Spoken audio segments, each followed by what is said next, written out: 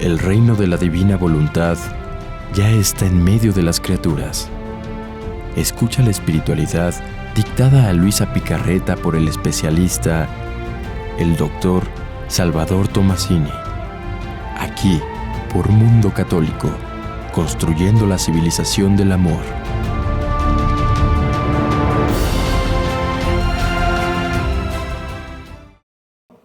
Gracias a todos los que nos ven y nos escuchan en el Reino de la Divina Voluntad.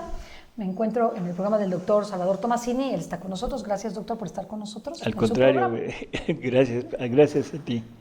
Doctor, ¿qué tema vamos a ver el día de hoy? Bueno, habíamos pensado hablar en cómo interesar a las personas en la Divina Voluntad. ¿Qué tiene de atractivo o cómo podríamos presentarla para que atraigan? A mí me gustaría simplemente decir que cuando conocí algo de la Divina Voluntad, que me falta mucho por conocer, me encantó porque me ayudó muchísimo en mi vida personal y espiritual, sobre todo para ver a Jesús de otra forma, ver mi propia vida a la luz de la Divina Voluntad de forma muy diferente a la que usualmente la veía, y además acercarme mucho más a Dios en muchas circunstancias en las que las tribulaciones, las penas, los sufrimientos o las contrariedades cotidianas se vuelven mucho más amables y hermosas sabiendo que vienen también de la Divina Voluntad. Entonces esto me ayudó muchísimo y a mí me gustaría que nos dijera qué podemos hacer para transmitirla a quienes más lo necesitan. Bueno, o sea, prácticamente yo lo dividiría en dos categorías de personas primero, ¿no? La primera categoría sería las personas que creen en Jesús, que creen en Dios y que de alguna manera, o sea, están interesadas en seguir este conocimiento y de seguir a Jesús. Y otro grupo, que es el grupo de personas que no se interesan por la religión, no se interesan por Dios. Dios ha prácticamente estado ausente de su vida durante siempre. Y entonces, ¿cómo atraer a esas personas y cómo atraer a estas? Empecemos por los creyentes en Jesús. Y en estos creyentes en Jesús yo hablaría no solo de los católicos, sino de todos aquellos hermanos separados que creen en Jesús, pero que no están injertados en la iglesia de Jesús, ¿no? ¿En la Iglesia Católica? En la Iglesia Católica, bueno, en la Iglesia de Jesús. Creo que no hay duda, Jesús funda una iglesia, ¿sí? Bueno, entonces el conocimiento de Jesús es incompleto. Hemos conocido al Jesús hombre, hemos conocido la personalidad, la persona de Jesús, conocemos a su madre, conocemos a José, su padre putativo, conocemos dónde nació, conocemos qué hizo, conocemos pasajes de su vida muy escuetos, la huida a Egipto, o sea, la persecución de los niños, o sea, la matanza de los inocentes. Sabemos que regresa, pero ya no regresa a su lugar por temor, sino se va a otra parte. Después su presentación en el templo, y ahí desaparece, y vuelve a reaparecer en las bodas de Caná. O sea, en las bodas, bueno, no miento, cuando sale al bautizo de Juan el Bautista, donde Juan Bautista lo presenta ante el pueblo como el Cordero de Dios, y saliendo de ahí el Padre manda al Espíritu Santo para dar testimonio de su Hijo. Se acercan los primeros discípulos, se va él al desierto, en fin, tenemos pasajes de su vida, pero más bien referidos a su vida ya de presentación como Redentor. Pero cuando él se va, cuando en la noche de la última cena, él dice algo que es muy curioso. Ya había hablado del reino, ya había hablado del Padre, ya había hablado de lo que iba a ser, había hablado del cómo comportarse, ya había dado a conocer quién era él. Y en ese momento dice, todavía tengo mucho que decirles, pero ahorita en este momento no pueden con ello. Y promete que el Espíritu Santo nos va a ir llevando poco a poco hasta revelarnos la verdad completa. Entonces, cuando uno dice la verdad completa, ¿de qué estamos hablando? Sí, ¿a qué se refiere? Porque pues la verdad es la verdad. Y hablar de plenitud de la verdad tiene un impacto muy especial. Lo primero es entender, y esto es lo quiero decir así, porque en la actualidad se ha extendido la idea de que cada quien tiene su verdad y de que no hay una verdad absoluta. Digo, perdón, pero estos son conceptos totalmente humanos que no quieren abarcar la totalidad y que entender que debe de haber una verdad absoluta, o sea, un ser absoluto. Sí, porque dicen nada es verdad ni es mentira, todo depende del color del cristal Claro. con que se mira, ¿no? Entonces tú estás en tu verdad, si tú crees hoy que eres perro, o eres gato, o eres ser humano, pues está bien, es tu verdad. Es tu verdad, pero también yo puedo decir, para mí mi verdad es que yo tengo derecho a tales cosas, no puedo tenerlas, me las voy a apropiar. Esa es mi verdad. Pero todo esto no encaja dentro del concepto de verdad. La verdad, cuando es absoluta, no hay forma de poderse salir de ella. Y esto nos lleva al entendimiento de que esa verdad absoluta es el ser absoluto, el ser divino. Ahí se presenta la verdad como una ley. Se presenta la verdad como naturaleza, no como ley. Pero es que la naturaleza verdad, es una ley. No, pero la verdad no se impone. O sea, la verdad no la puedes imponer. La prueba es el mundo en el que vivimos. O sea, no se puede imponer una ley diciendo esto es verdad, si no es por convencimiento. No, me refería a una ley natural, es decir, la verdad está muy ligada con lo que existe, ¿de acuerdo? Uh-huh. O sea, debe haber una correspondencia entre la verdad y lo que existe fuera de mí. Por eso, y lo que existe fuera se tiene que adecuar a la verdad. De acuerdo. Porque yo parto de esa verdad. ¿Sí? Sí. Entonces no lo puedo tomar como una ley, porque entonces me están obligando. Ok. Sino lo debo tomar como una aceptación, o sea, yo acepto aquello y entonces adquiero la naturaleza de esa verdad. Sería como una rendición. No, sería como un entender que esa es mi naturaleza. Y por tanto mi verdad. Y por tanto mi verdad. Y mi verdad es la verdad absoluta. Y por eso Jesús, cuando dice, Él los va a conducir hasta la verdad plena, ahí nos está dando una señal de qué es lo que nos va a enseñar el Espíritu Santo.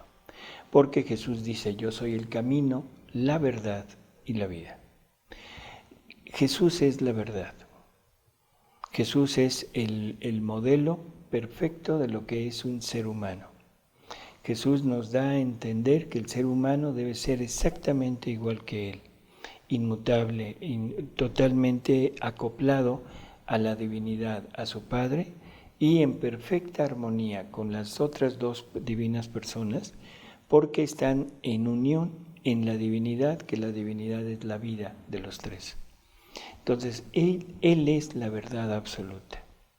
Lo que no esté en Jesús sale de la verdad absoluta y entonces se fragmenta en verdades personales, particulares, y esa verdad, por el solo hecho de salirse, ya es mentira. Ya no se puede considerar verdad. Entonces, cada uno de nosotros hemos vivido no de acuerdo a nuestra verdad, sino de acuerdo a nuestra mentira, a nuestra negación de la verdad. Creo que eso es... Qué interesante, ¿eh? Qué interesante que hemos vivido conforme a nuestra propia mentira. Claro. O sea, con negación de la verdad. Una negación de la verdad. Muy interesante. Si hay una verdad absoluta, no pueden existir verdades a medias. Porque la verdad es. Así es. Es como el bien. El bien es completo. Si le quito algo a este bien bien ya no es el bien total. Interesante. ¿Sí? Entonces, por eso es que cada uno de nosotros tiene una concepción diferente de lo que es el bien. O sea, cada quien se va adecuando a lo que considera bien. ¿Sí? Por lo tanto, la verdad absoluta es Jesús. Entonces, el conocimiento de Jesús es el punto final y esa es la vida eterna. No se nos olvide. ¡Ay, qué interesante! Porque dice, Padre, la vida eterna es que te conozcan a ti y a tu enviado Jesucristo. O sea, la vida eterna no es duración, no es una existencia sin límite, sino la vida eterna es conocimiento. ¿De acuerdo? La vida eterna es que te conozcan a ti, Padre, y a tu enviado Jesucristo. Si Él es la verdad y Él es el conocimiento de Él, es la vida eterna, entonces podemos entender más o menos para qué es la Eucaristía. Todo aquel que toma mi carne, come mi carne y bebe mi sangre, tendrá vida eterna. ¿Por qué? Porque de alguna manera, estamos poniendo en nosotros a aquel ser que es la vida y que es la vida eterna, y que estamos participando de esa vida eterna y estamos participando de la verdad. Ahora, esa verdad se nos participa en la Eucaristía por medio de su presencia durante unos momentos, presencia nada más. Nos comparte los efectos de su presencia, que es la gracia, y cuando las especies se consumen, entonces la vida real de Jesús parte, se va, pero nos queda la gracia, que es parte de esa verdad. Bueno, si todo esto lo tengo en mi mente, lo tengo bien claro, entonces el conocer la vida completa de Jesús, el entender que la verdad me la van a revelar en totalidad, eso va a ser un imán tremendo para acercarme a los escritos de Luisa Picarreta. Jesús le dice que cada 2000 años Él renueva a la humanidad. Y dice, ahora estamos cerca de la tercera renovación, de los terceros 2000 años. Y en esta seré más magnánimo todavía. Aquí haré conocer cómo interactuaba mi divinidad con mi humanidad, cómo todo quedaba unido y cómo funcionaba yo prácticamente, para que me conozcan en totalidad, que vean tanto la parte humana y no los efectos de la divina con los milagros o con la resurrección, sino que vean la divinidad en mí, cómo actuaba en mí. Y no para que la vean, sino para que la vivan. Porque yo esto lo quiero transmitir. Cuando Dios comunica algo es que lo quiere transmitir. Quiere que lo vivamos como Él lo vivió o como Él lo vive. Así es. No es como el conocimiento humano, que yo ahorita puedo conocer cómo funciona la bomba atómica, pero no es para que la viva yo, sino es para conocer. En el conocimiento de Él me lo da a conocer para que yo lo pueda vivir. Para que yo sea. Así es. Conocer es ser. Así es. Extraordinario. Entonces yo creo que esto es un imán poderoso para todo aquel que ama a Jesús, que quiere conocer a Jesús, que se acerca a Jesús. Yo pienso que para los no injertados, los creyentes en Jesús, pero que no son dentro de la Iglesia Católica, podría servir de imán. Claro. Y podría servir de decir, bueno, vamos a ver, vamos a investigar. Y yo creo que la verdad, conforme va entrando, va dejando luz en el interior. Y vamos descubriendo cosas que quizá no habíamos visto o habíamos querido rechazar por conveniencia, por comodidad, ¿sí? Simplemente decir, no, a mí esto no me parece, me voy con esto, y voy haciendo una verdad personal, que eso es lo que decíamos. Una verdad personal que en realidad es una mentira personal.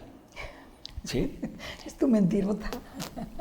Todos hemos vivido la mentira. Claro, y muy, muy triste, porque cuanto más te alejas de la verdad que es Cristo, cuanto más pierdes el camino, más mentira tienes y más alejado estás.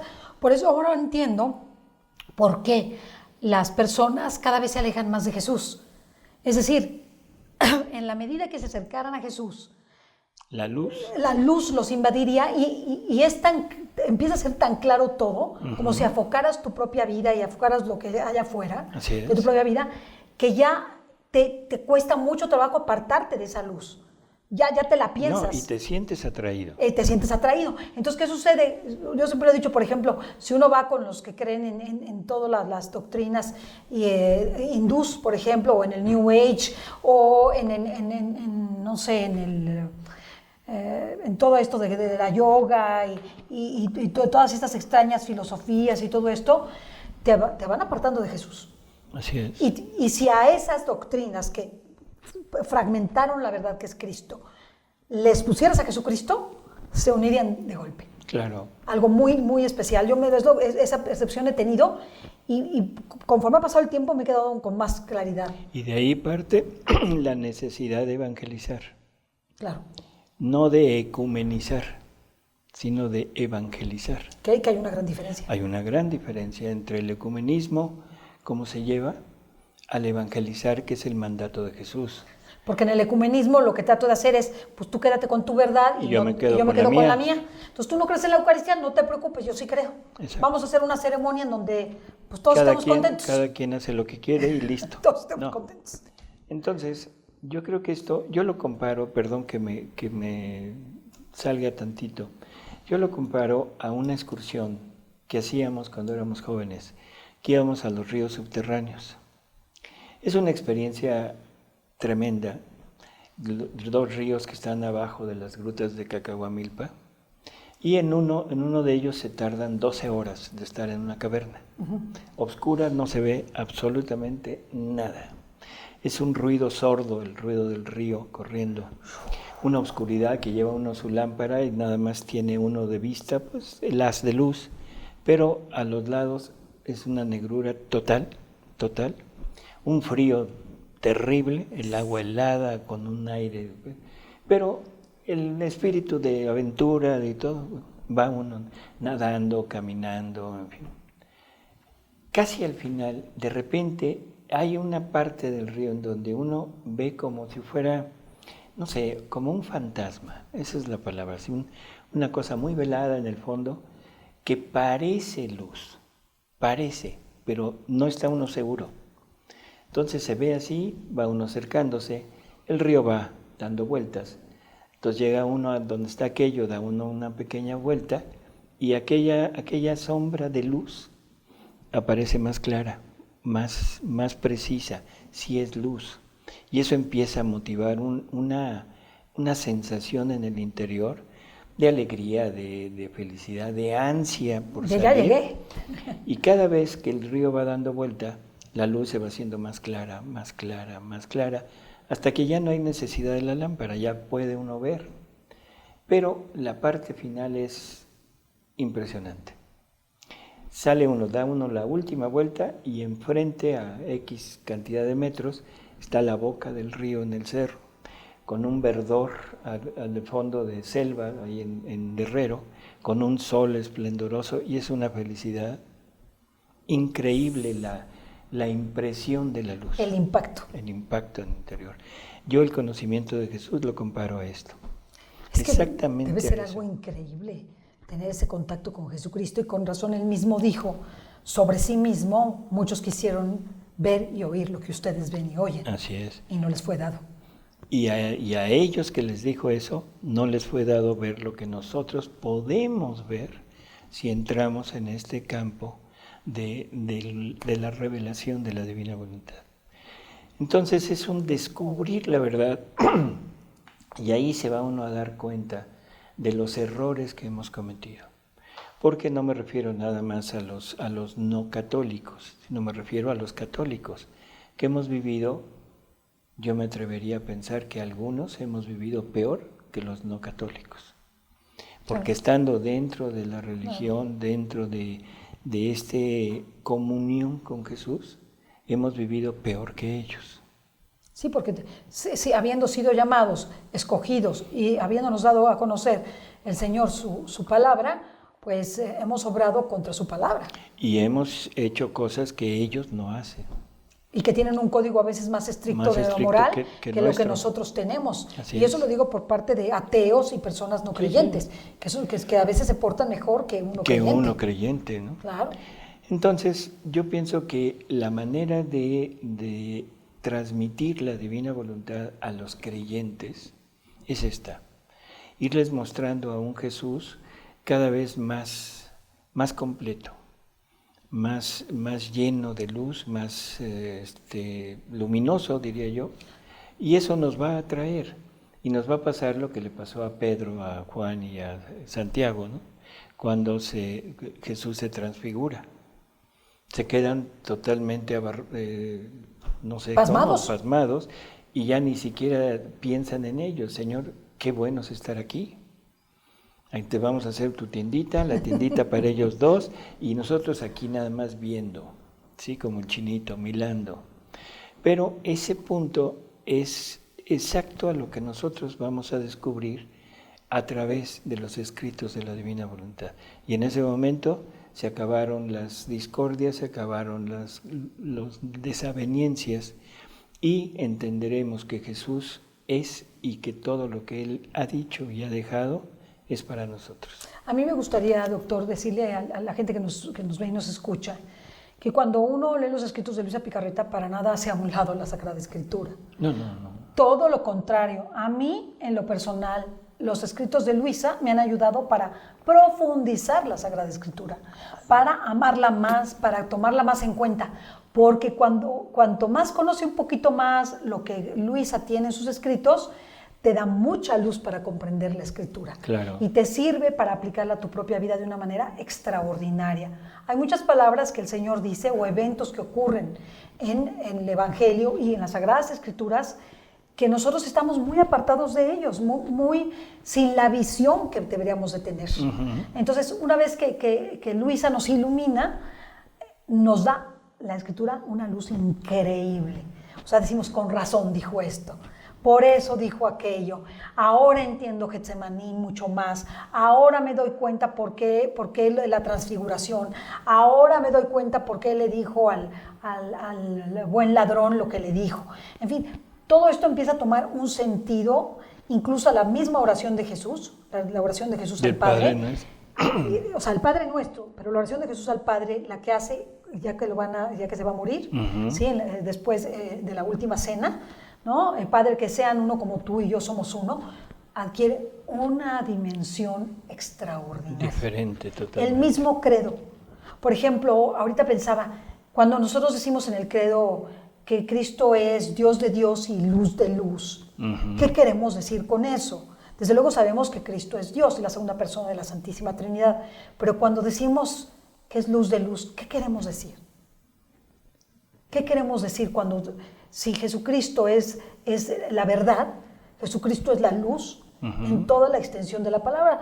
Y de hecho Luisa nos habla mucho de los soles, de la luz, de todo esto. Y Jesús nos dice que la luz es lo único con lo que podremos hacer una leve comparación con la divinidad.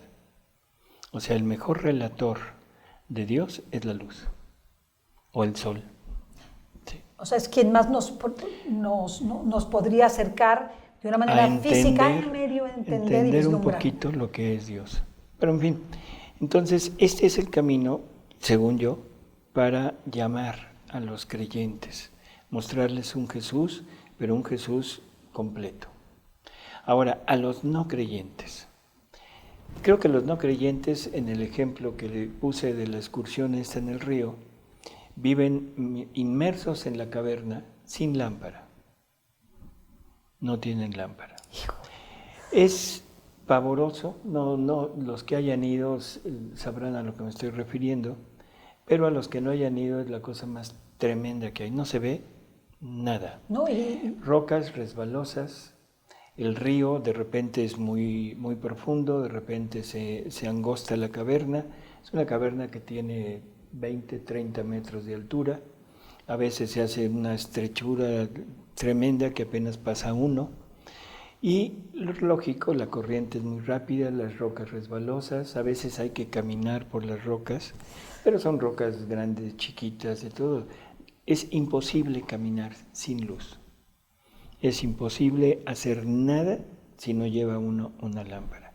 Yo así comparo la vida de todo aquel que no cree en Jesucristo.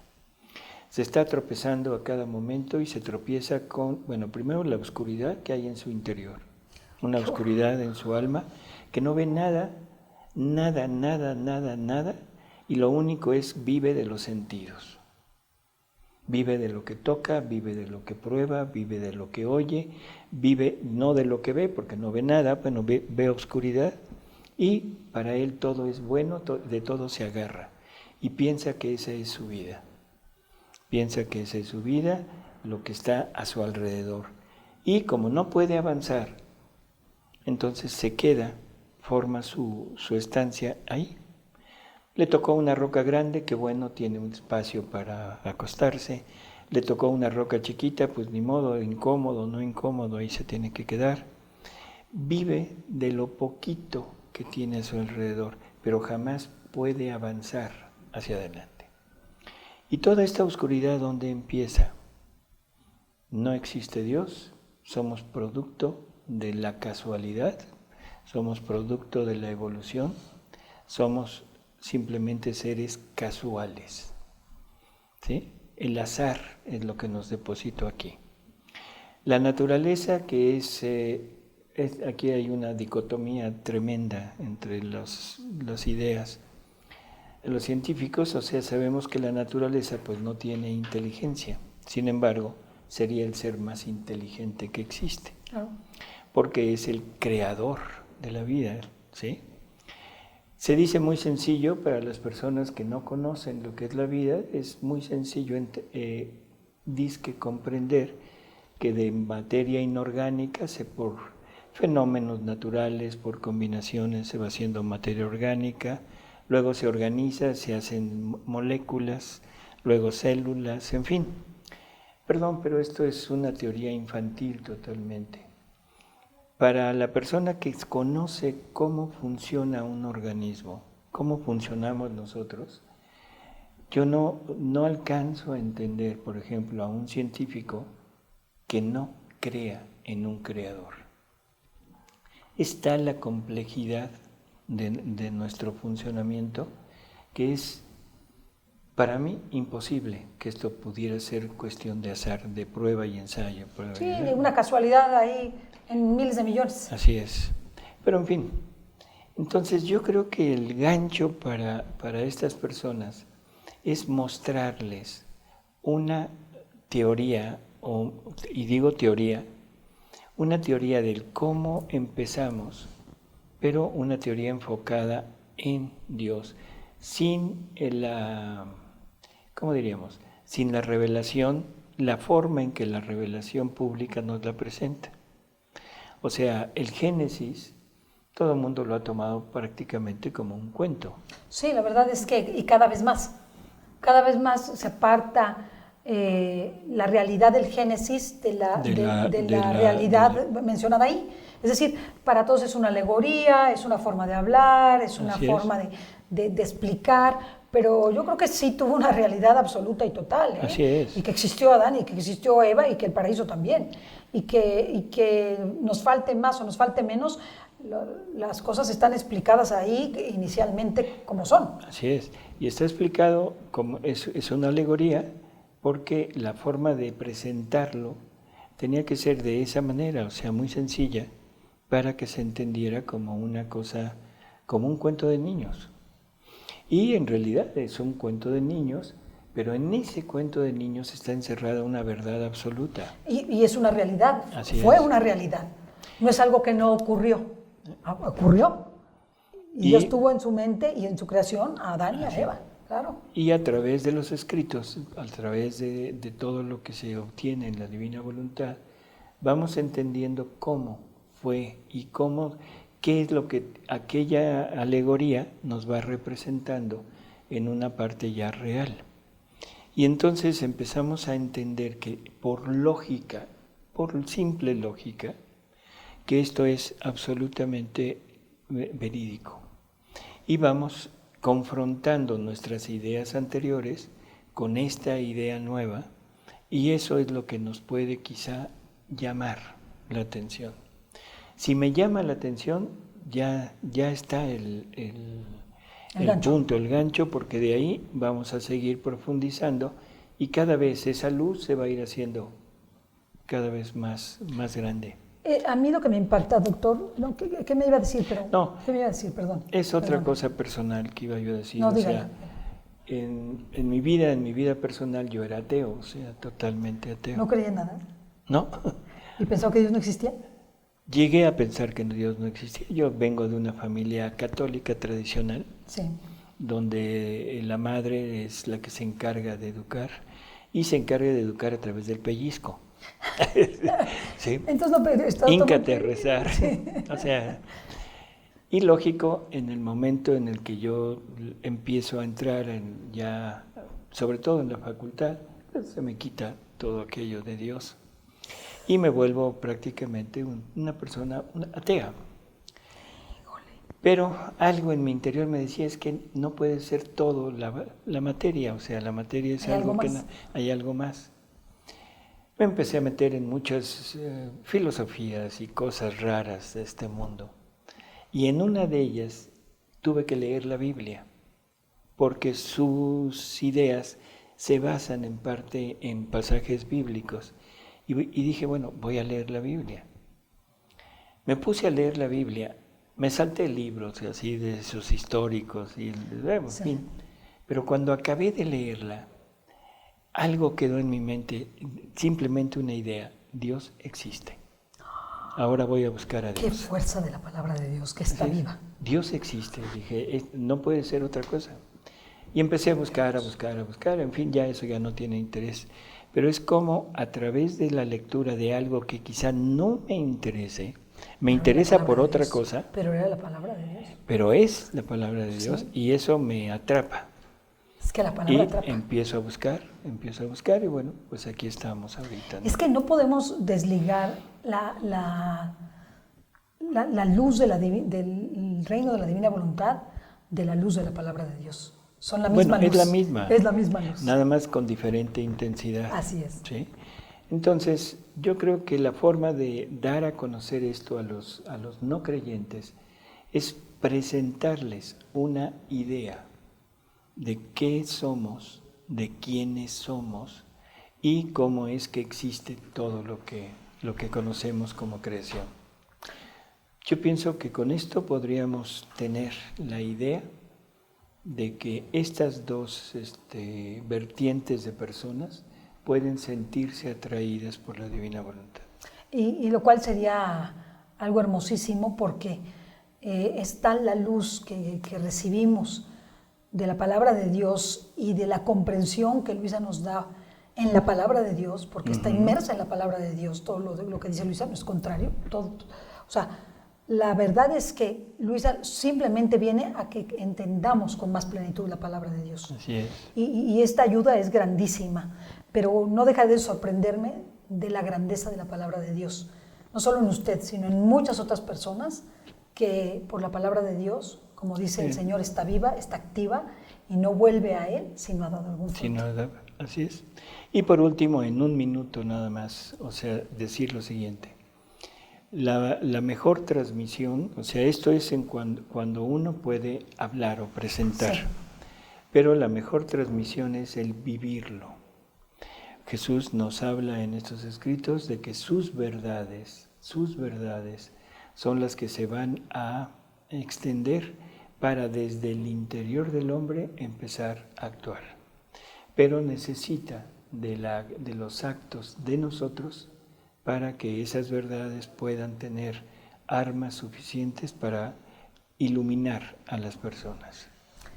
Con eso. Yo creo que importantísimo, interesantísimo, y busquemos atraer a las almas hacia la voluntad de Dios, hacia la divina voluntad, para que de esta forma el mundo sea un mundo de luz. Y diferente. Y diferente. Así es. Muchas gracias, doctor. No, de qué, al contrario. Muchas gracias, amigos. Hasta la próxima.